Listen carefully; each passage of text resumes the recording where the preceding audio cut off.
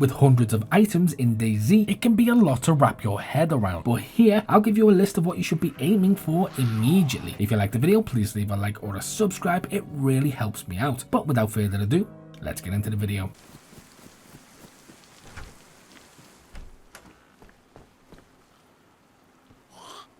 Think I'm gonna go.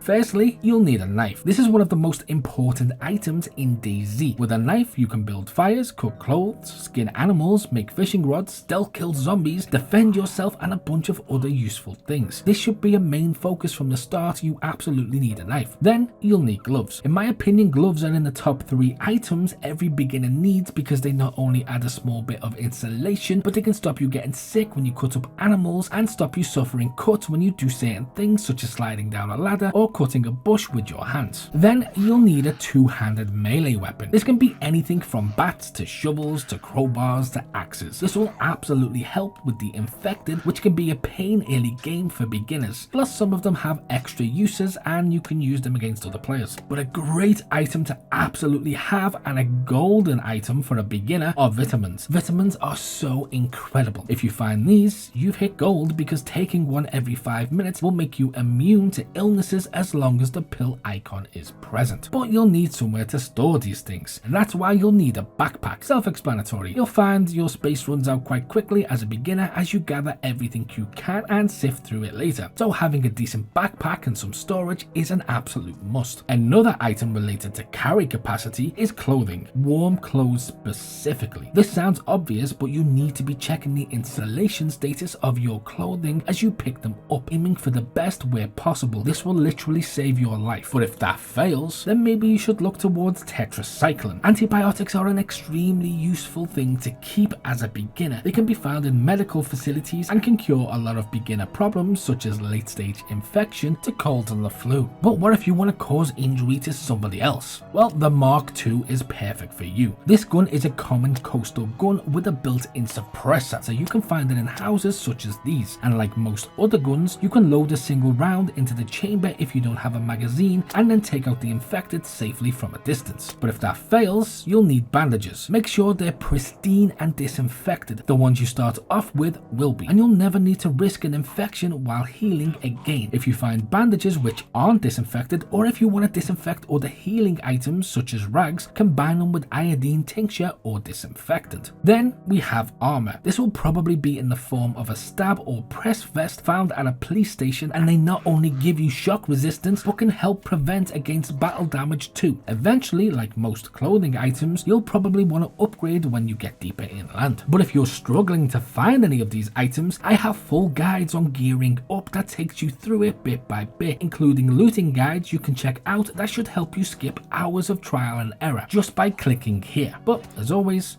until next time.